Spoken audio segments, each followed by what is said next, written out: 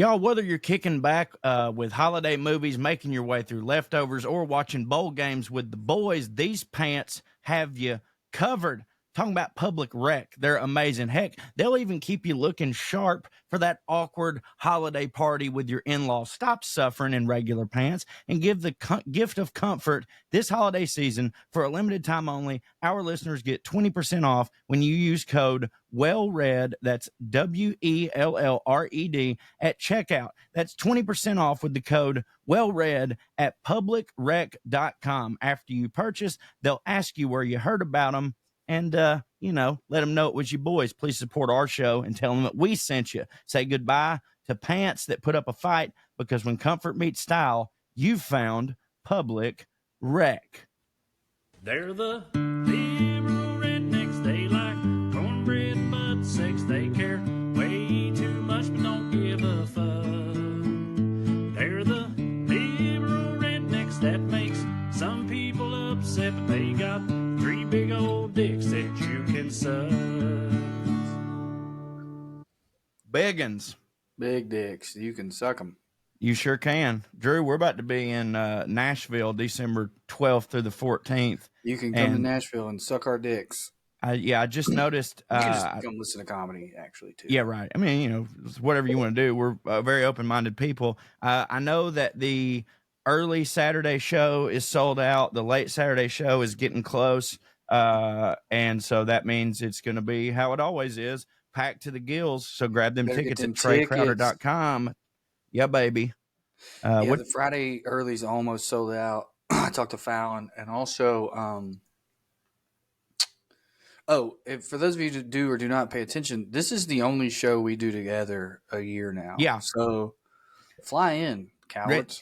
And there are people flying in. I've had many people on Blue Sky or Twitter or whatever say, just got my plane ticket. Because, like, even if you're not in Nashville. They're not be flying in from Jacksonville or St. Augustine, Florida. Is that where you're going to be? No, that's where I was at, and only like 20 people came. So if you wouldn't drive from Jacksonville to St. Augustine, but you'll fly to Nashville just because it's 3 of us, because that's more than triple the distance and cost.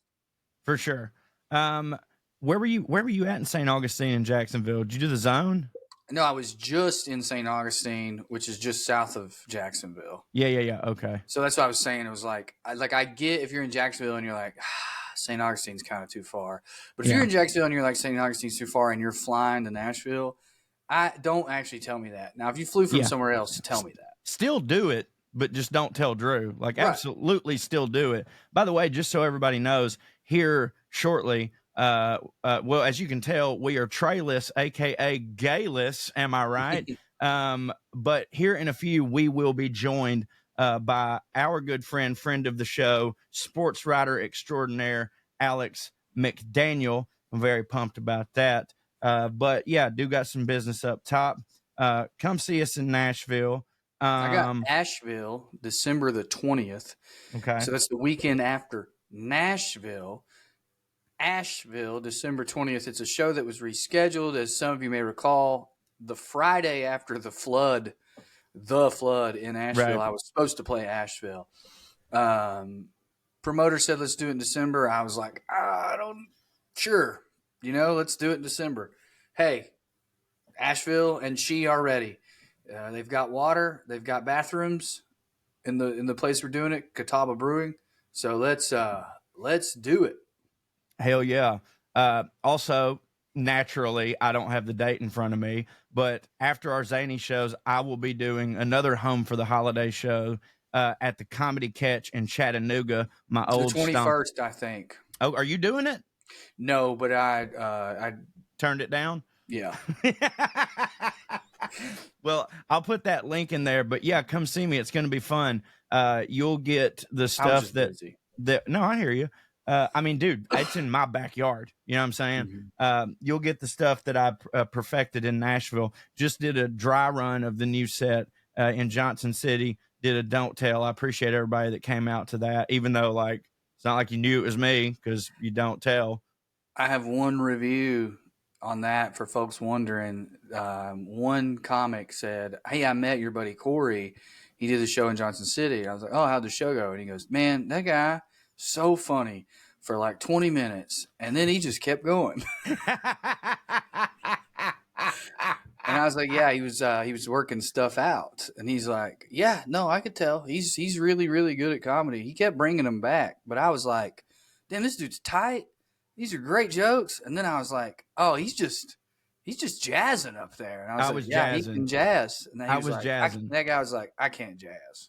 Yeah, I actually went back and I knew, and I went into it knowing I was going to. Whoa, hold on. Now we can stop talking about how much I suck because Alex McDaniel is here. But I will finish that thought. I was jazzing. I intentionally jazzed, but I went back and watched the set, and I was like, that was some goddamn good jazzing, son. You jazzed your ass off. Yeah, I mean, I was trying to hit.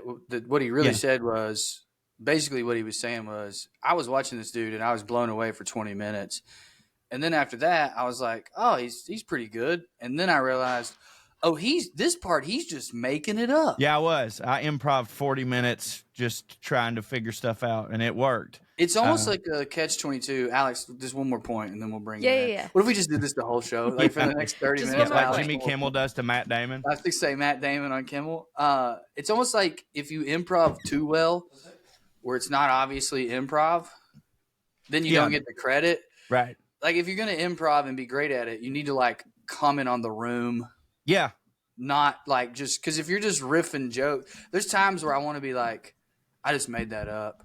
Like you guys thought that was a 7, but I just made that up. By the time I get done with that, anyway. Speaking of, I was going to say that it'll be a 10. Speaking of 10s, what's up, Alex? Speaking of making shit up, how are y'all? Yeah.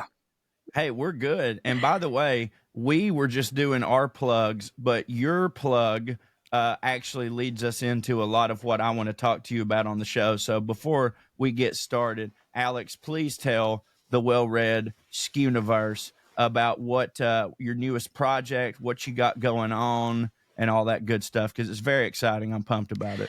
Yeah. So first of all, thank you for having me on. I appreciate it. Hold on, I'm going to say goodbye to my boyfriend. Get on that. We have to have one woman a year on the show. Ooh, I got that coat there's right there. Adam. I got that coat. He's the actual sports expert, by the way. So he's actually still actively working in it. But yeah, so I stepped away from full-time sports months ago, but one thing that I've been working on lately with Stephen Godfrey and Ryan Naney, who are two of the best college football reporters in the country, is a podcast called Who Killed College Football? And I was actually the researcher for them on that. So it's a great narrative podcast that breaks down different aspects of kind of how did we get here? Because it's really easy to say, oh, it's ESPN's fault. Oh, it's the NCAA's fault. But actually, it's kind of a lot of people's fault. all blame black people. I didn't think that was right. And the idea of, oh, if we just fix this one thing, we could fix college football. Well, no. And it took decades to get to where we are now in terms of the playoff and the amount of money we're looking at and NIL and everything else. So I helped them with the research on that, but they're doing a great job over there. Highly recommend it. It's a good listen. Well, without giving away, all of the podcasts or whatever, I know you did the research, so a lot of the stuff might not be your complete opinion. It's just factually based. But like, who do you think killed? We know Donald Trump killed the USFL. Who do you think killed college football? Well, was it Saban? Did he just make it too good for too long? And then I would love to blame him for another. It'd be great, right? It would be wonderful if we could just blame one thing. But I think whenever we look at what college football is today, we have to look at the role of television. And that's kind of the main through line that we see since the 50s, starting when the NCAA came up with their television plan, which was, each team were allowed to be on TV, twice a year or something. And they tried to create all the rules around that. And they thought they'd be able to control it. They thought, well, as long as it's under our purview, but then, thanks to universities of Oklahoma and Georgia, as we saw decades later, you realize that this is capitalism, baby, and you can't stop these teams from going out and getting their own contracts. And once the NCAA lost control over that, and we saw them find other ways to exercise their control, and we see the introduction of ESPN in the 80s, and we see how they transform cable television, obviously forever. We see the NFL come in. We see so many things that were so fundamentally broken in the beginning get totally out of control to where you can't put it back in the box at this point. It's a complex answer, I will say, and not just one thing. Can I be a bag of hot air for Yeah. just a second? And I'm going to tell you guys why I need to do it, and Corey will agree with me. So fans out there listening who are like, well, you had me with a woman, but you're losing me with college football. I did this on realize purpose. that there's a lot of people listening who just don't give it. We get sometimes, Alex, we get messages like, you guys talked about the Titans the whole time. What the fuck? This is actually a microcosm, and I'm sure the book touches on this either directly or indirectly, and you've already brought it up, with a lot of issues in America when it comes to media, capitalism. That's sort of the umbrella, right? If you lean left at all, you cannot justify the way the NCAA made so much money without – it was literally illegal for them to pay their best employees, their most valuable employees. Yeah. So you don't have to be a communist to be against that. If you just sort of seek fairness in the marketplace, but you're still a capitalist, you look at that and you go, all right, well, that's not fair. Now they're getting paid, but undeniably it's changing everything, and it's changing a lot of the things people love about it. So this is my attempt to get people to stay on board. The mechanisms of college football, both now and in the last, since the 90s at least, really are, again, a microcosm of kind of what's going on in a lot of places. It's definitely what's going on in comedy. I think when you look at the Drake lawsuit, if you get past the headline of him suing Kendrick Lamar and you get down to the nitty gritty, it's also He's going suing on in Kendrick? music. What? He's suing Kendrick for He's what? actually for suing, hitting too hard? He's suing the company that they both work for a variety of things as it relates to payola schemes and artists not getting enough money. But as part of it, he's saying, you pushed They Not Like Us, you inflated its numbers, and you did that to prop him up because he had an album coming out. By the way, probably true, and it's happened to Drake and Taylor Swift a million times. A million times. But in doing that, you hurt me, and you had a fiduciary duty. You had a contractual duty not to hurt me. So it's actually a very interesting lawsuit.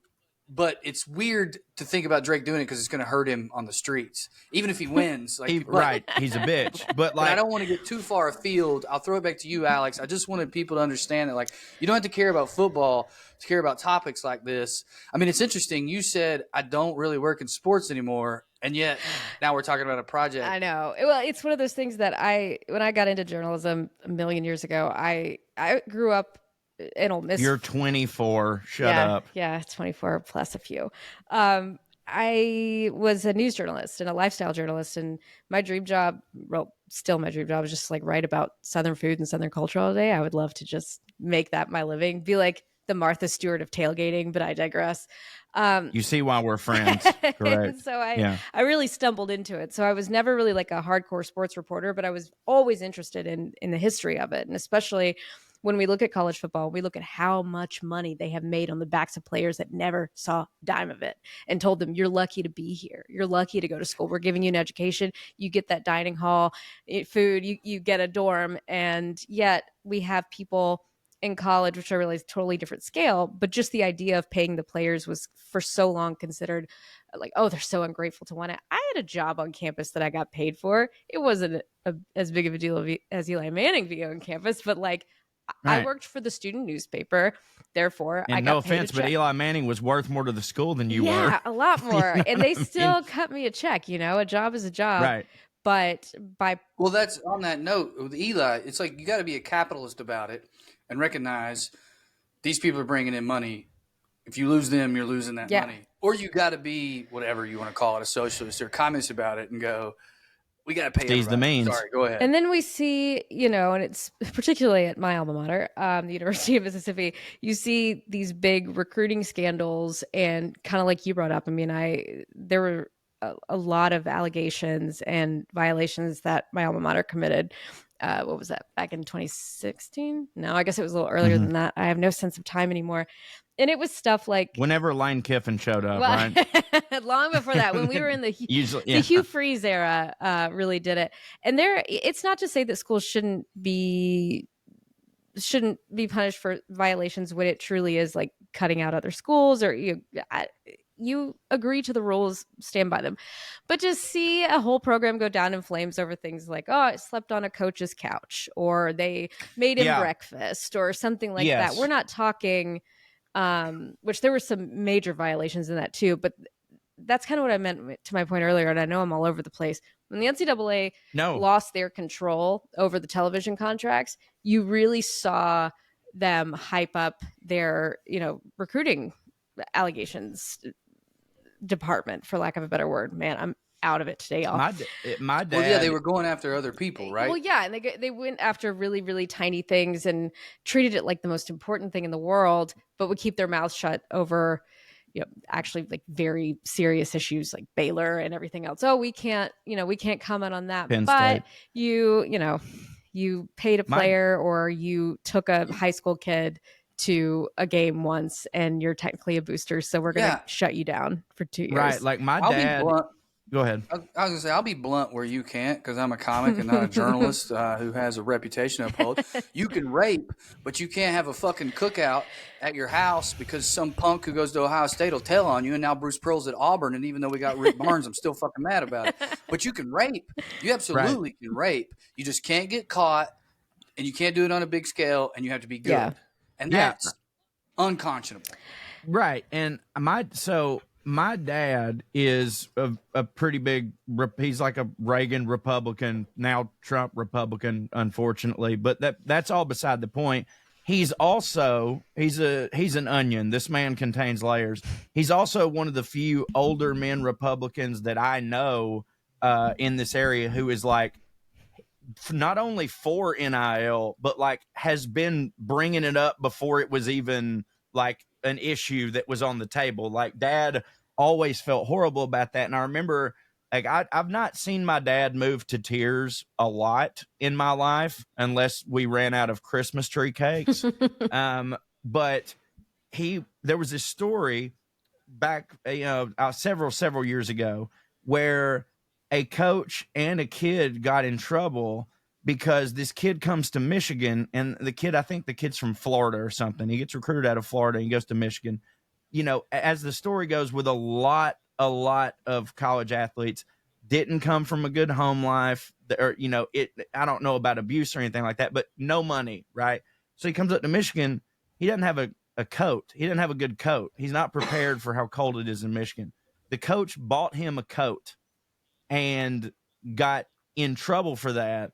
And my dad was like moved to tears talking about how like they're literally punishing people for doing the right thing. Like that's the right thing. That coach should have done that. He would be an asshole if he didn't, because he's making $20 million a year or whatever.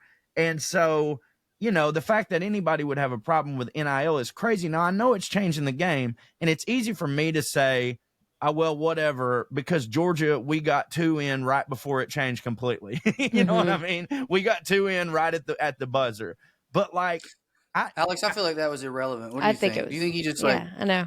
It was like he had that written down. Make sure you bring this up. Making it about you. I think it's relevant. I think it's relevant because like, we're not going to, I don't think we're going to see dynasties like Alabama anymore ever. And I think there's going to be a lot of there's a lot of people that get mad about it because like, your depth chart is screwed. Like think about it, dude. If NIL and the transfer portal was a thing 5-6 years ago, Tua wouldn't have been backing up Jalen Hurts, which coincidentally means maybe Georgia wins that SEC championship. You know what I mean? So like, dude, you think I write anything down? I do have a blank pad here where I write down things later. I was gonna say, if anything was written down there, it would just say transgender, transfer, coincidence. That's why all these right wingers are against it. I don't think so. Yeah, but you know what I'm saying? Like, I don't know what the solution is, but I can tell you this: it's not stop paying the kids money, because the same people that get pissed about that are also the people who are like, if you work hard, you should be compensated for it. Yeah. And like when I was, in 2006, when I'm in Athens, Georgia at the bookstore, I didn't buy the number 7 jersey because I liked the number 7. I bought it because it was Matthew Stafford's jersey. Yep.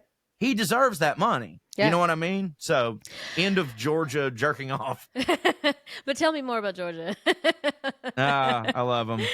No. We don't hit though. I mean, the conversations that I feel have happened a lot more in recent years is kind of like, we're not opposed to them making money. we just don't want to make him too much money. You know what I mean? Because if you give a kid $1 million, he doesn't have anything to play for.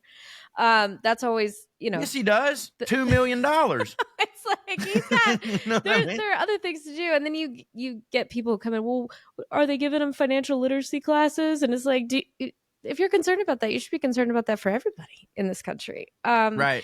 But we also see too. I mean, my alma mater paid $15 million. They don't want them to be financially literate. They want them to give it all back as soon as they get it. Anyways, your alma mater, what? I'm sorry. Well, the whole idea of like, oh, well, you're paying for your teams. You're just paying for wins. Now all the magic is gone. My alma mater paid $15 million for its roster this year. And I think to call it a bubble team at this point is even generous, because we know even though Ole Miss and Alabama are pretty much on the same footing with their losses, Alabama's going to get in over them. So it's not as simple as, the magic is gone because you'll just pay a bunch of money. Well, a lot of schools are paying a bunch of money and not getting results. There's still a lot of nuance. It was happening, right? It was happening like, the best and saddest 30 for 30, the best that never was. I can't remember his name, unfortunately, off the top of my head, but like hilarious. I know. Ironic is what I mean. Like, yeah, very ironic. But anyways, played at Oklahoma. But anyways, like Marcus Dupree. There you go. I literally was about to say Jermaine Dupri, and I don't know if it's like I know they all look alike as racist, but do they all sound alike as racist too? I don't know. I was like, I don't think that's it. Depends on if you mean their French last name or the way they talk.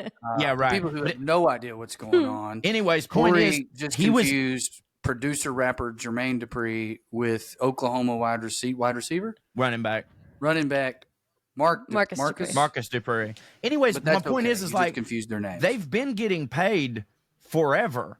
Like they've been getting paid forever. This actually works out better for the NCAA and the teams, because back in the day, in order to convince a kid to come and pay him, you had to give him the money. But now it's like they just get to earn their own money, so it's less coming out of your pocket. And I just don't understand. I mean, this is the Olympic model, right?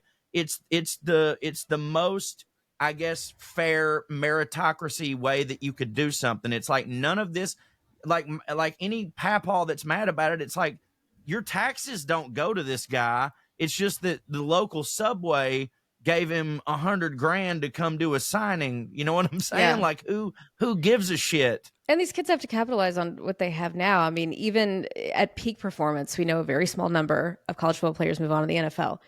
But for me, I'm a Mississippian always and forever.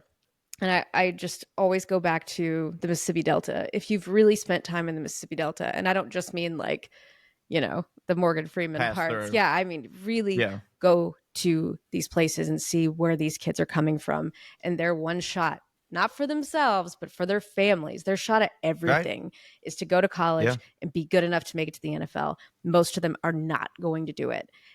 But if they can go, and if they can be good enough in college to make enough money to pay their mother's light bill, like Laramie Tunsil did, or anything else, that's what they're banking on. It's just, how do we get to the next step? How do I get my mama out of the Delta?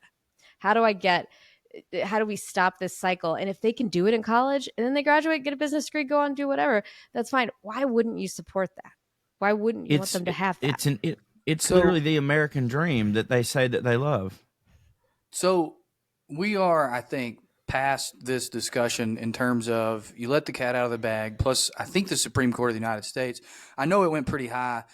Basically, it was like these kids sued, and they were like, we should be able to make money off our name, image, likeness. This isn't American. And we're at a point now where there's nothing NCAA can do about it, short of just dissolving, and then we have some new thing replace it. So I guess that is my question. What's next? I mean, we can continue this debate, but I think it's over regardless of how anyone feels about it. Now it's a matter of what gets put in place. Will the NCAA have a role in that, in your opinion? And if so, what will it be? To be perfectly honest, I don't know. I don't know what the next step is. I mean, I think when we look at NIL in general, pull something out of your ass. That's what we do on this show. We're still missing the bigger point, which is, hey, all the money that is being made off of these guys, that money isn't going back to them. We're putting it on fans now. We're putting it on alumni. We're putting it on businesses.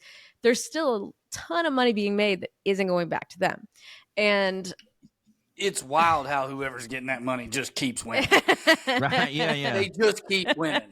And I think, I'm certainly not enough of an expert, especially this year. I was telling Corey yesterday, I've never been more detached from a college football season probably in my life until this year. But, it's hard to say. It is kind of the Wild West right now. We're in more ways than one. And we're just looking at how the sport is changing. And people have different opinions on what they value about it. Some people say, I could never be an NFL fan because I don't want to see a bunch of rich guys playing for nothing, because they consider it playing for nothing.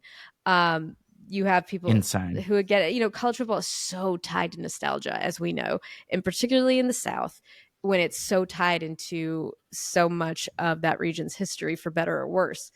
And so, yeah, what's the issue with that, Alex? What's the problem with the? What'd you say the name of your school was? You said it differently than most people say it. The University of Mississippi.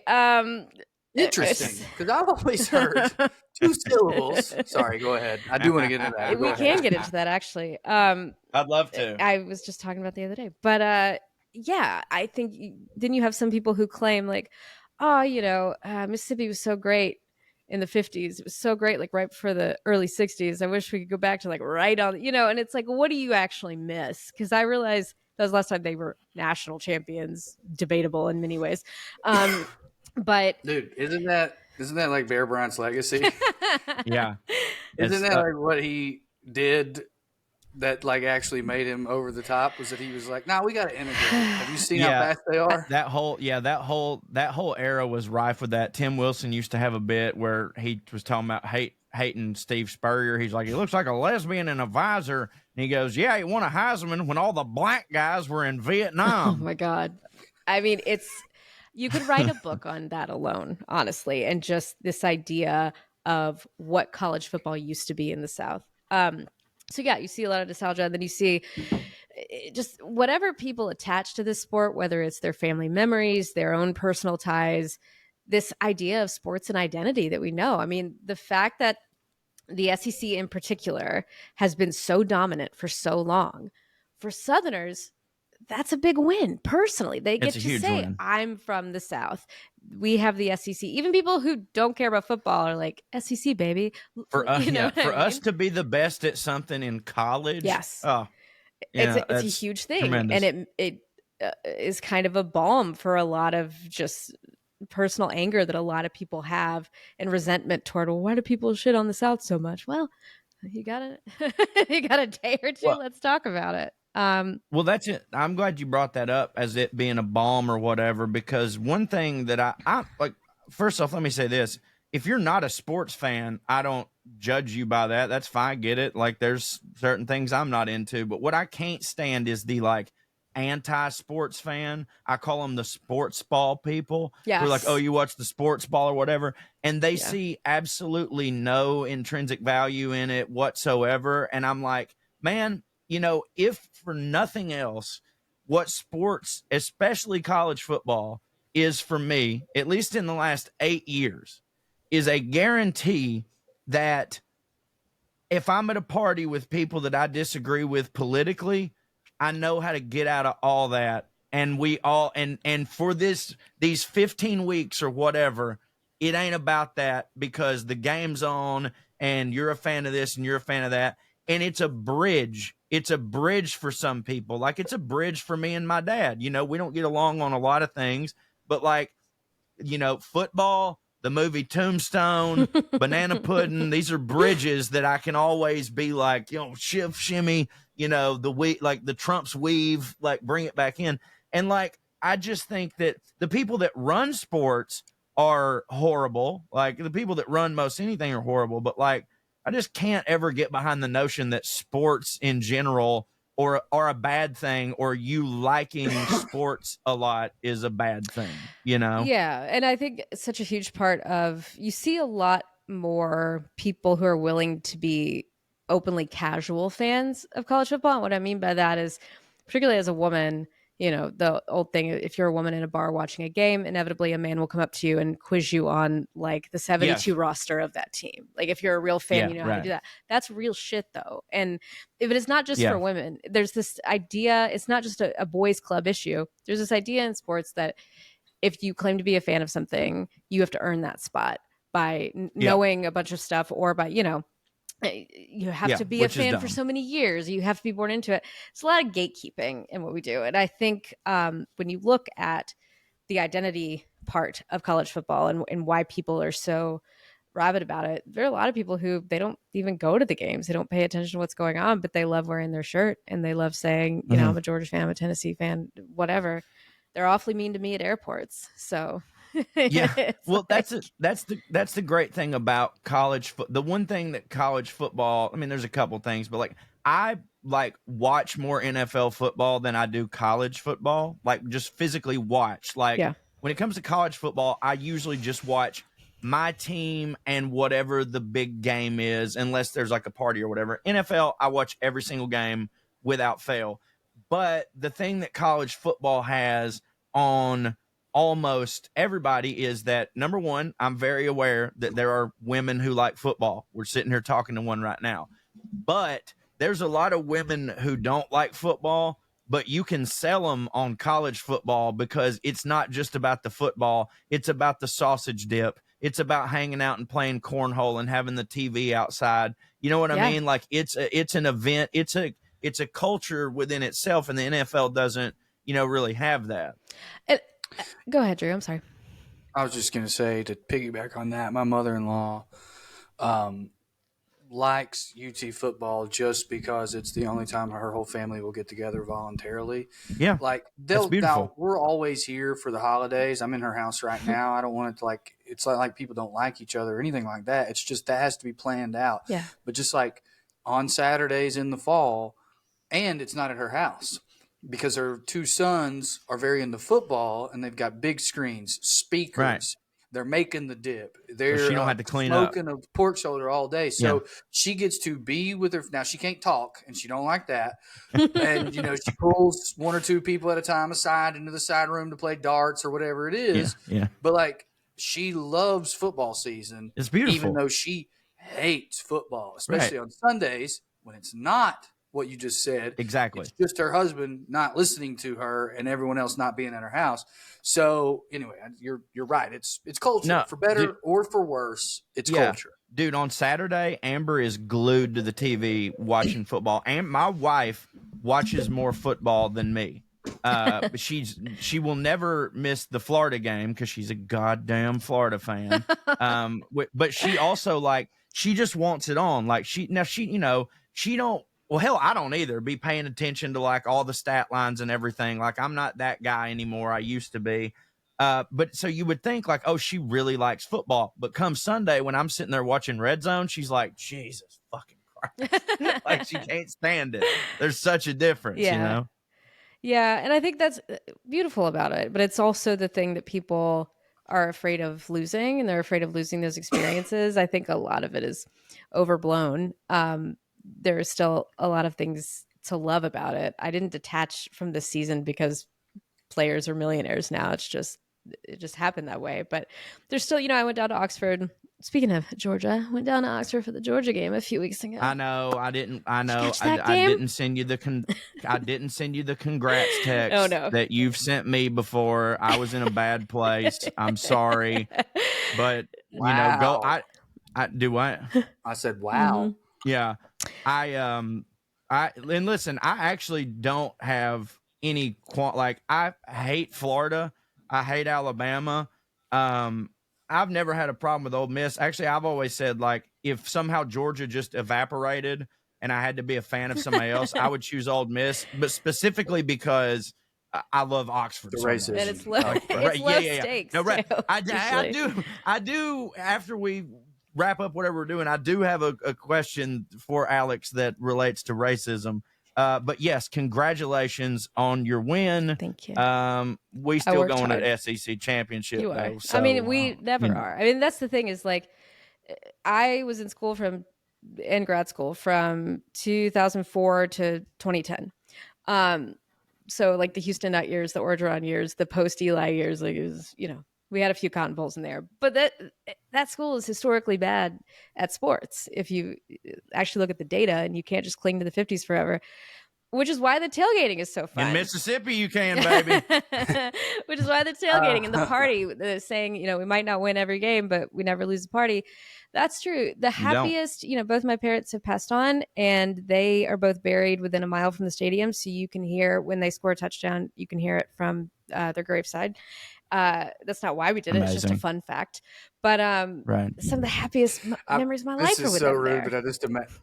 It's so rude, but I just imagined you crying at their grave while you guys get beat. Like you're hearing the other team's fans cheer. And what's funny is they both died during big game weeks. So my dad died during a big LSU game week. That's rude. During 2014. That's like a fall wedding. 2014. And then my mom died last year during Egg Bowl week. So we were able to, luckily they were both away games. The funerals were not hard to put together.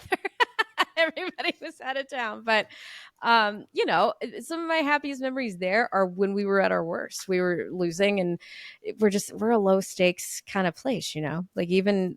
But with like gorgeous outfits. Yes. Amazing spreads. That's true. Like Oxford is one of those. Oxford and LSU are the two places I've wanted to visit the most that I have. Yeah. It's the best. You've never been to a game at Oxford? No. Holy fuck, bro. Like no, I've been to a baseball game there randomly. That's not what I was in town for. Let's do it. We need to do a tailgate next year. That's another thing too, is like you talk about some of your best memories are when you were at your lowest. That's also a thing that doesn't happen in the NFL. Like I'm not saying I ever will stop being a Titans fan, but I can, we suck right now, and I can kind of emotionally check out from that. If Georgia sucked, I would still be emotionally invested because it's about more than that. It's about all my buddies who they went to UGA, and I'd go visit them every weekend. It's about, the culture. Like I fucking love Athens. Like it is a different thing. And I don't know that I fear that we lose all that, because that's kind of not up to the higher ups. That's kind of up to us. Yeah. Like if we just keep loving it, like even if it changes, if we're like, hey, it can change all it wants, but like the world's largest cocktail party means something, and the Grove means something, you know? What we've got to do is not let them being the people who are making money off this already and want to claim ownership all of this, you can't let them claim the Grove. Yeah. Right. Like the Grove has to be where the students and the alumni chapters of the frats and sororities and all that are able to continue that culture and not be owned, and getting into that, we need to take a break, I think, Corey, for our mid-roll. When we come back, Alex, if it's okay, I'm going to make you answer some technical questions that I actually think some of our audience would be more into. And then I want to talk about and compare that to what's going on in journalism and the business of journalism right now.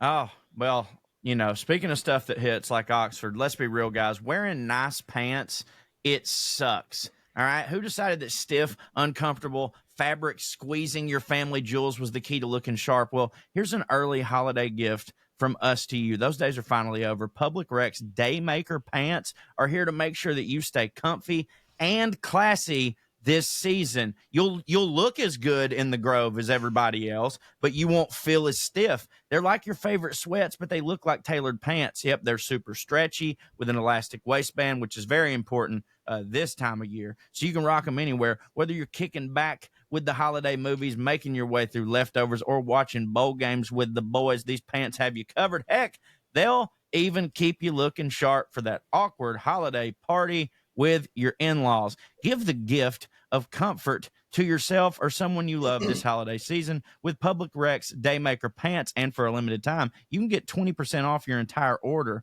with the code WellRED. That's WELLRED at publicrec.com. That's 20% off when you use promo code WellRED at publicrec.com. Drew, you've been wearing the Public Rec stuff. How you feel about it, cuz? Man, I want to say this, and this is one of those things that'll sound like they paid me to say this hyperbole. I thought it was like there's cheap T-shirts and there were nice T-shirts, and that was really it. Right. Now there's this third thing that Public Rec's got me on, where it makes me look better. Yeah. Like it fits. It's like, it's not tailored, but it's almost like a tailored T-shirt. Unbelievable. I don't know how they did it. How do they've improved sliced bread is what they've done over there. Yes, they have. Well, that's all I wanted to say to people. Get the T-shirt too, not just the pants. No, they're great. And I also got the only reason I'm not wearing it right now is because it's hot up in my office. But I got the waffle knit sweatshirt, and it's like it's like I'm wearing a sweatshirt, but it somehow looks really nice. So no one's like, oh, he's just in a sweatshirt, which is like probably the best piece of clothing that you could ever have. And usually when you order comfortable pants, you only get to pick from small, medium, large, and extra large sizes. But with Daymaker pants, you get to select the exact width and length you need, whether you're a 30, 32, a 44 by 36. You can find your perfect fitting pants. The Daymaker pants come in 10 unique colorways, from navy, dark olive's the ones I got, and stone gray, and you're sure to find the right color for you. There's a proprietary blend of performance materials, and it provides the perfect combination of breathability and stretch while still holding its form. You'll never want to take them off. Public Rec not only has the most comfortable pants ever made, but they have a huge selection of high-quality, everyday basics. You can revamp your entire wardrobe with the perfect-fitting polos, shorts, and as I mentioned, the waffle print hoodie. All right, y'all. Stop suffering in regular pants and give the gift of comfort this holiday season. For a limited time only, our listeners get 20% off when you use the code WellRED. That's WELLRED at checkout. 20% off with the code WellRED at publicrec.com. After you purchase, they're going to ask you where you heard about them. Please support our show and tell them that we sent you. Say goodbye to pants that put up a fight, because when comfort meets style, you found Public Rec. Thank you for sponsoring the show and making my legs hit harder when they're in britches. Yeah.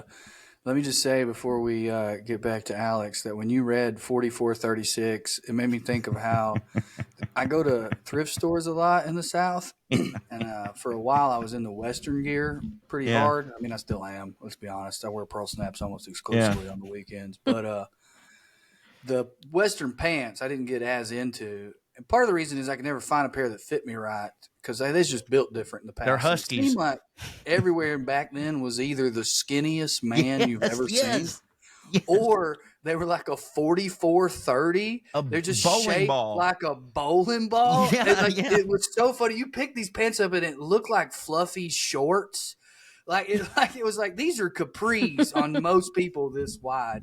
Anyway, speaking of fat men, Alex, what happened to college football? No, you said I definitely earlier, thought that was going towards me, so I'll take it.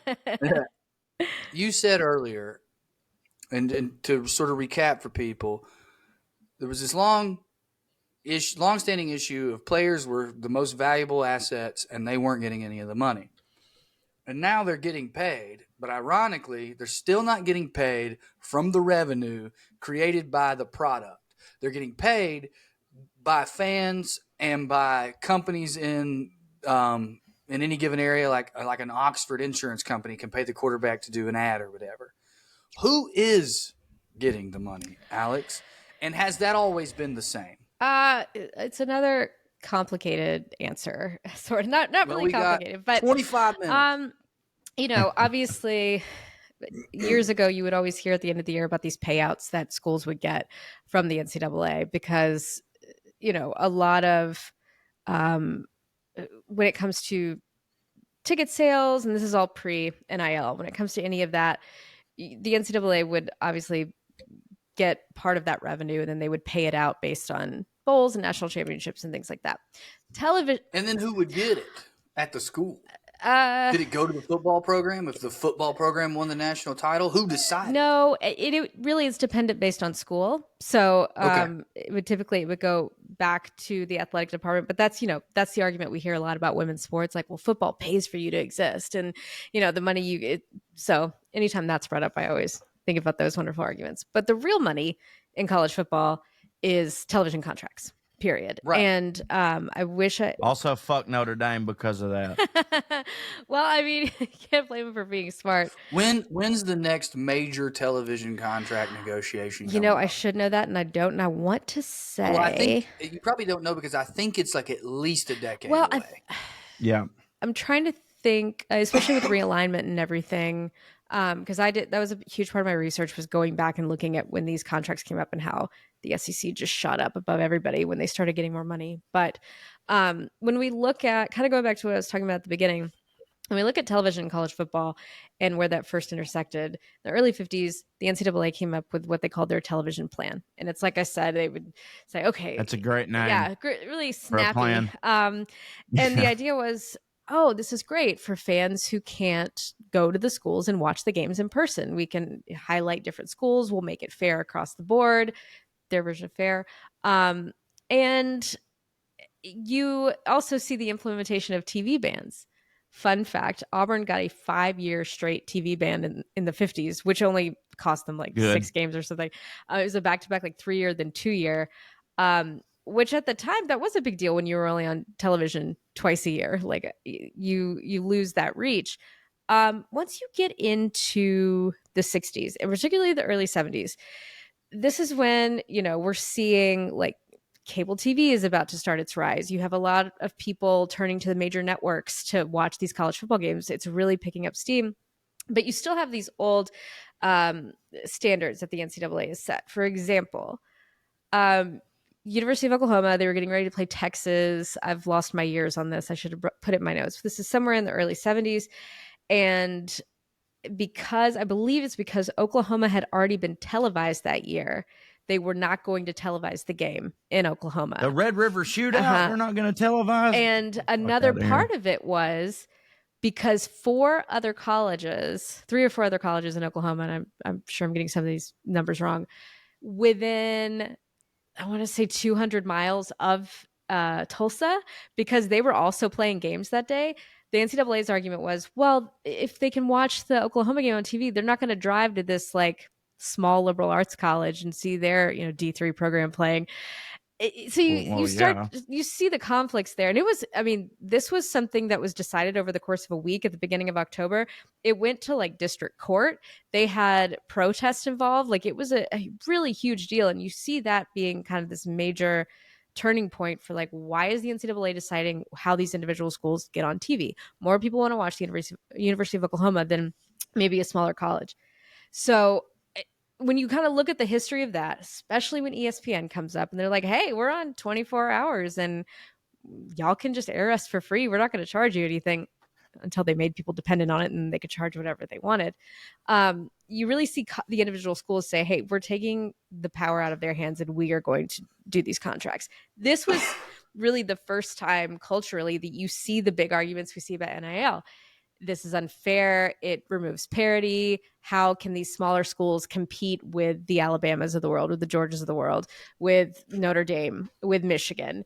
Nobody's going to want to air them. And that's kind of where we get to the point, like, yeah, you can't have an organization like this involving adults who can make these decisions on their own in a capitalist society and just expect people to say, oh, but the love of the game, the sweetness of the game. I know that was kind of a really long explanation through that, but like, no. TV is was the truth. It's critical. No, it's the truth. And go ahead. Well, I was just going to say, like, obviously this was a different time. And I don't know if the suggestion is like, this is going to continue to be an issue forever. But like that, back in those days, there were 3 channels that could play anything. Right. And then ESPN comes along or whatever. Well, that's not the case anymore. Now, granted, it's not like there's some teams that, like, if you're a fan of them, you've got to buy SEC Plus or you've got to buy whatever. But like, now, and it's not going to get less this way.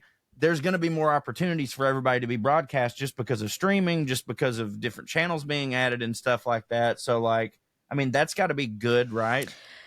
Good in a lot of ways, but I think the idea, it's just very naive when you think back to that NCAA first television plan, that they could keep interest in all the schools equal, that they could keep it fair. Sure. At the end of the day, bigger schools are going to have bigger audiences, are going to have a stronger alumni base. There's more money going to those schools. There's never going to be a time when you can truly make that fair based on audience demand and what people want to see.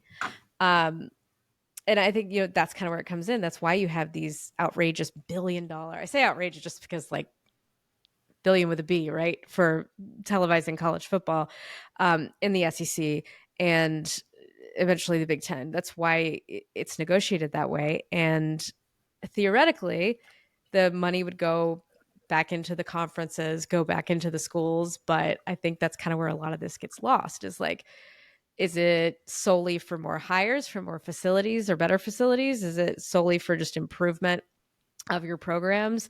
This is where schools use that women's sports argument to their benefit. And they say, well, we've got these programs we've got to support that don't bring in a lot of their own revenue.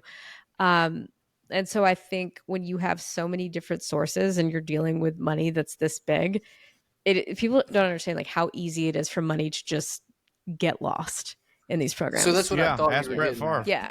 That's what I thought you were getting at. And I think what you're saying is, the answer to the question, where does the money go if it's not going to the student athletes, is to the schools. And the coaches come. But what that means is sort of a blob that is shape-shifty, and it depends on the school. And nothing's stopping this school from hiring a television contract expert who's like, hey, I'm going to help you get television contracts, but you're going to pay me $1 million a year because it's worth a lot.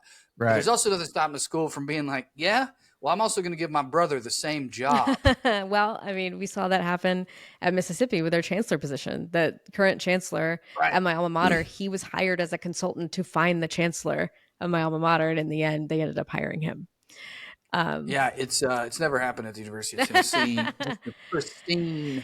Yeah, so so we're talking about so much money, and we're talking about it just kind of going to the schools, and then each school decides what to do with it, which I guess in some sense is fair, but I can't help but feel like potentially a Nick Saban, I know he's gone now, but I'm trying to think of the most powerful person in one of these positions, kind of being like, hey, I want to decide what's done with a lot of this money because I'm the one who built this program, not dickhead Chancellor Magoo over here. Well, it's also a conference thing too.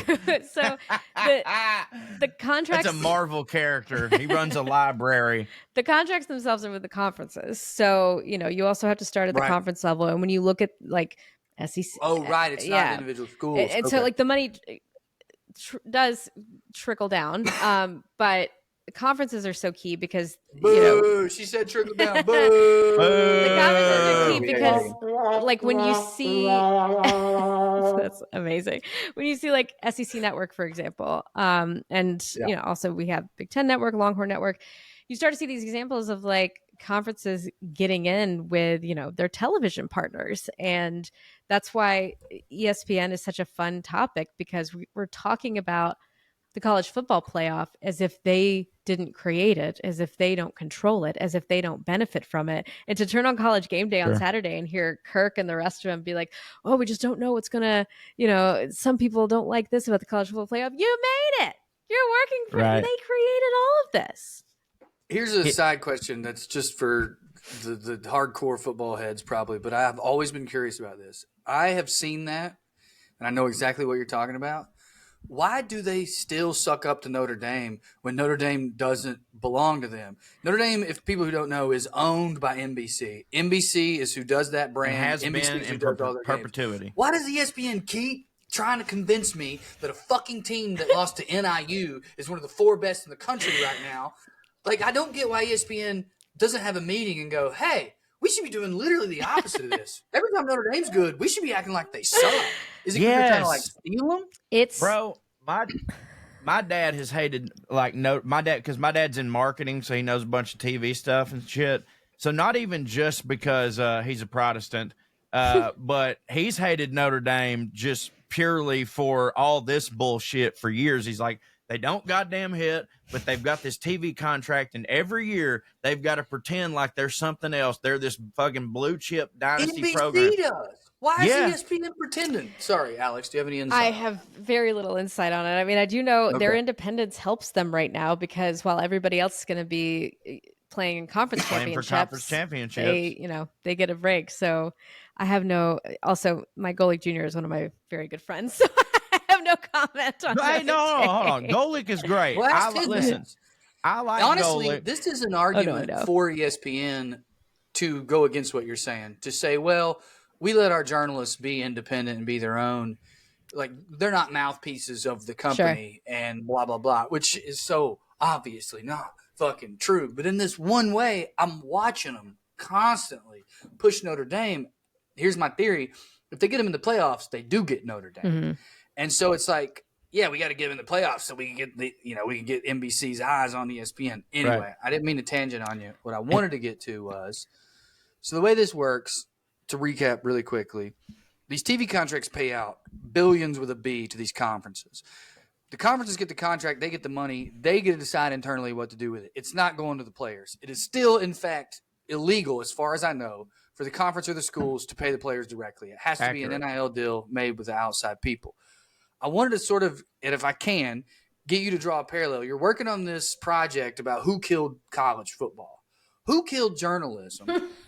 and are there Roger overlaps other than capitalism? And what are those overlaps?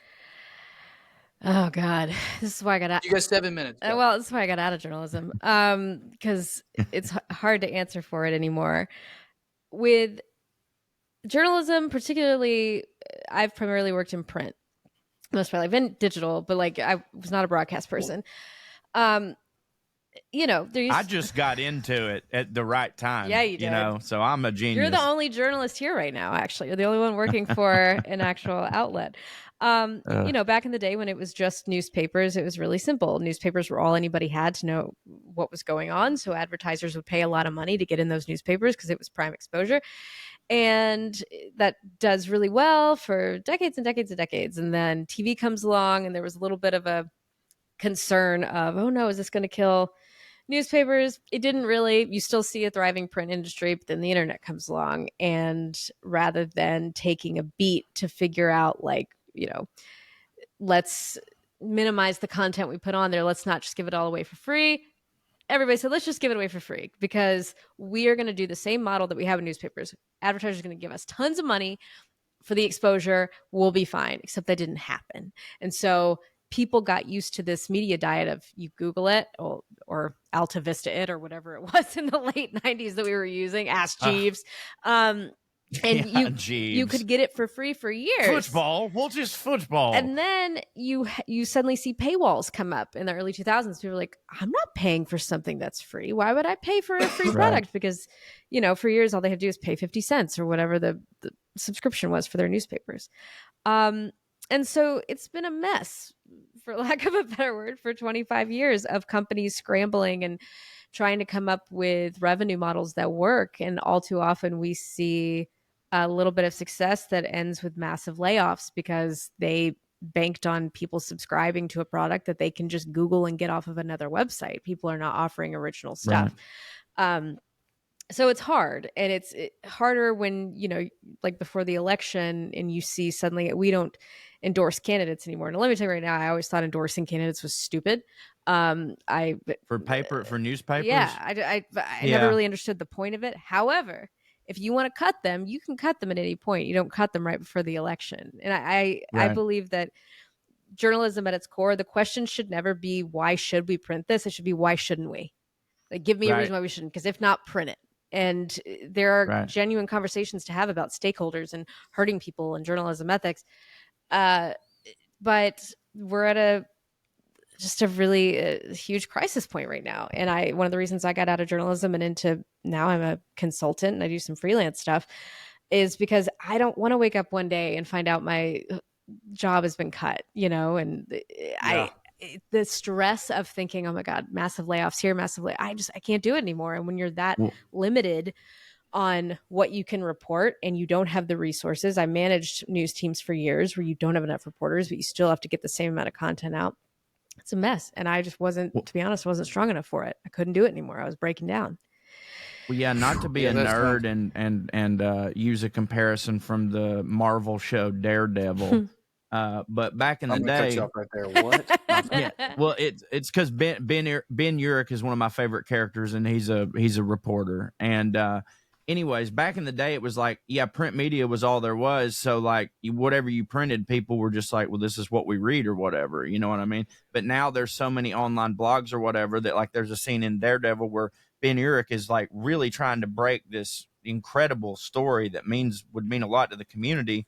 But his editor's like, Ben, I believe you. I think it's important, but it's not sexy and it doesn't get clicks. You know what I mean? It's not sexy. It don't get clicks. Like all the president's men, that might not happen now because there's too much other bullshit that we're having to fill, you know, whether you want to blame it on Ted Turner and the 24-hour news cycle or whatever, we're having to fill with all this other stuff that people just like, we're so desensitized to what actually is. Like, we've had 19 Watergates in the past 4 years, and a lot of people can't name any of them. No. You know what I mean? And like, that's crazy.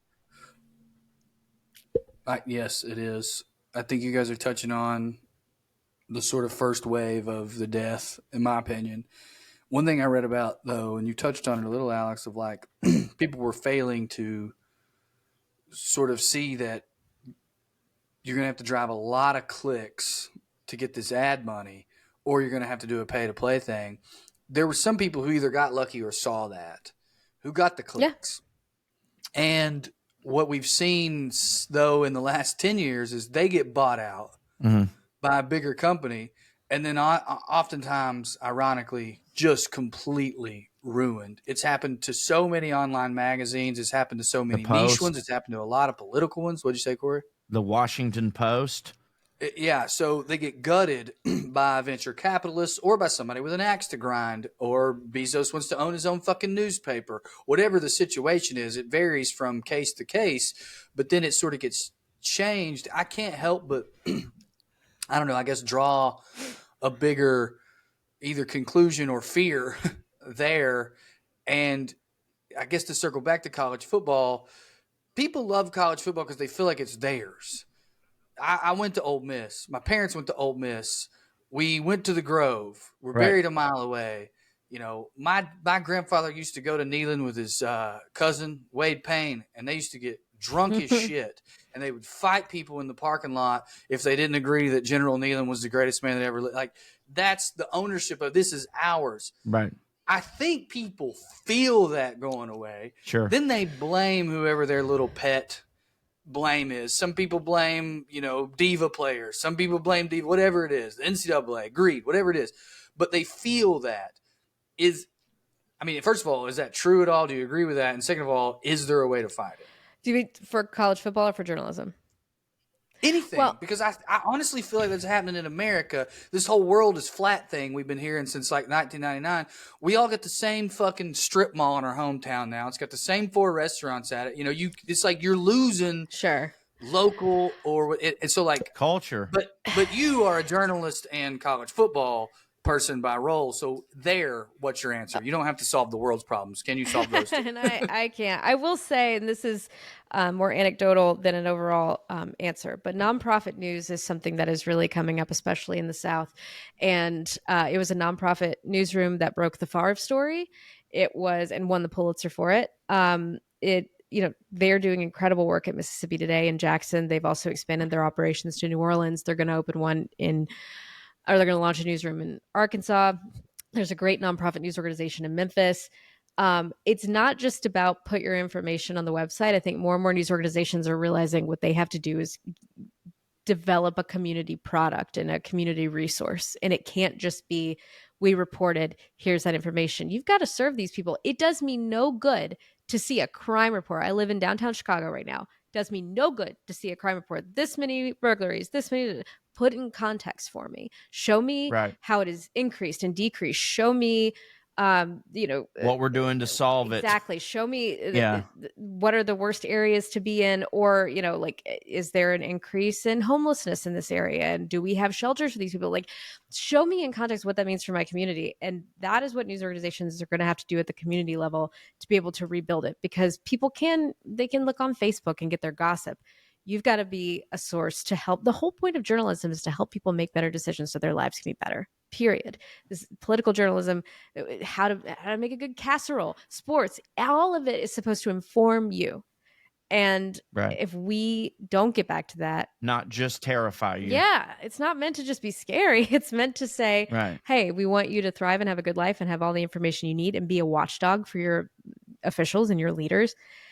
And I think nonprofit news is an example of something that could very much save community journalism, because that's the risk. If, the Post goes down, it's tragic to see what's happened to it. But I personally need to know that in Marion, Arkansas, where I grew up, or in Oxford, Mississippi, there needs to be a news source there. You have to know what's going on with your leaders, because that's where it starts. That's who makes the decisions about your schools, about your housing, about everything else.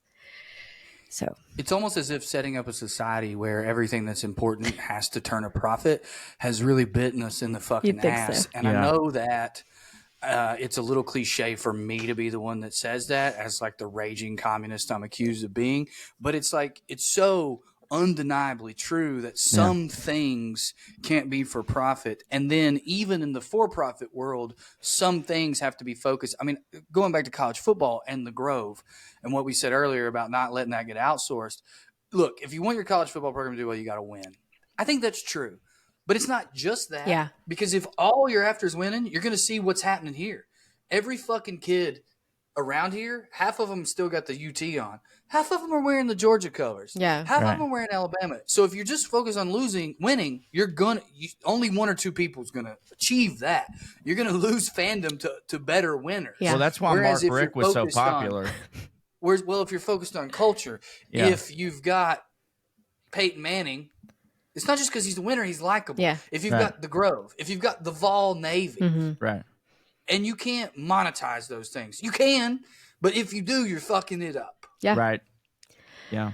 Well, I think that's a great way to end this podcast, because I know we all got to run. We got hard outs. But, Alex, please plug on the way out your stuff. Sure. Or, Drew, if you need to before you go ahead. No, I'm going to go ahead and peace. Alex, thank you. I plugged up top. I'll see you guys out there. Alex, thank you so much. Thank y'all. Yeah, This has been so fantastic. fun. Please go listen to Who Killed College Football. It's a great podcast. Yeah, it is. And also, come see us in Nashville at Zany's. Go to welovecorey.com. That's my bonus stuff. I just put up a new hour of stand-up that is only for people who pay to be behind the paywall, because I don't want it out there for everybody, because I was doing a lot of jazz, baby. A lot of jazz. But anyways, thank you, Alex. You're the fucking best, and I love you so much. Thanks. And now a clip from last week's episode of Putting on Airs with me and Trae Crowder, talking about the infamous Hulk Hogan. Enjoy. The shirt you're wearing right now made me think of, can you either go and find and read to me, or I'm thinking possibly recite perfectly from memory that famous Hulk Hogan tweet about shoots and works or whatever? Because it's like one of my all-time favorites. Anytime I ever see it or read it or hear it, it just cracks me up. Yes, I'll look it up real quick. 2 seconds. All right, here we go. It's so great. Good night, Hulkamaniacs and jabroni marks with a life that... Hold on. Good night, Hulkamaniacs and jabroni marks without a life that don't know it'll work when you work a work and work yourself into a shoot, Marks. It's so funny. It's so funny. For those that don't know, in wrestling nomenclature, it's just such a self-parody thing. It's great. It's so funny. Like, for those of you that don't know, a work in wrestling means, when you're faking it. It's not fake, it's a work. It's we're working here. And a shoot is when something real actually happens. And wrestling marks, which marks it, not just in wrestling, but that means a fan. It goes back to the days when wrestling was at a carnival, right? Which they got that term from all the dudes who would like do tricks and magic and stuff. They wanted to, this is so funny because I'm a wrestling fan. They wanted to find the stupidest at the fair so that they could trick them out of their money. So that was their mark. That's a mark, over there. That's my mark. So that translated into wrestling. So what Hulk Hogan is saying here, everybody, when he says, so read one more. I'm going to read it one more time, like slowly, and then I want you to translate it into regular English for the rest of us. So he said, "Good night, Hulkamaniacs, and jabroni marks without a life that don't know it a work when you work a work and work yourself into a shoot, Marks." So, what does that mean? I know what jabroni means. I know what work means in this context, but you don't know it to work when you work a work and work yourself into a shoot. So, yeah. Well, the thing makes perfect sense to you, right? It literally does. Like nothing has ever made more sense to me. Right. Now, so go ahead. It would make sense more if he was talking about other wrestlers, because this does often happens. Wrestlers do constantly work themselves into a shoot. Yeah, which is when you're doing an angle. Right. I And imagine it gets real. wrestling, that's what, they're throwing each other around and through tables and jumping onto each other and stuff. And I imagine sometimes one or both of them gets genuinely pissed, and then it's like now it becomes a little on, so that when you do something that leads to that, you've worked yourself into a shoot. Yes, you've worked yourself into a shoot. And sometimes often people shoot themselves into a work, meaning that first the shoot will happen, and then somebody like Vince McMahon will go, damn, this would be a great angle, and they work it. So you shoot yourself into a work. Now, but what about where he says that don't know it to work when you work a work? And now he was drunk into a shoot. Okay. Now what he's saying is, you jabroni marks. So he's talking about fans here. He's not talking about other wrestlers, because wrestlers aren't marks, right? They're the opposite of marks. They are the person that now, granted, there's younger wrestlers that you could say would be marks, and some people. Hulk Hogan has been accused of being a mark for himself, right? Many times. He's a mark for himself, right? So does that mean like he's bought his own bullshit? Is that what that means? Yeah. He's a huge. It's all Hogan all the time, and this was classic during as soon as he got over. I won't say as soon as he got over, but once he had reached, like, he's got his spaghetti store. He's in comic books and stuff. He refused to put people over. Like, he just would not put people over, even if it was for the good of the company. He would not put people over. And what put people over means is you couldn't just beat Hulk, right? Even if the company was like, this is the angle we're wanting to work.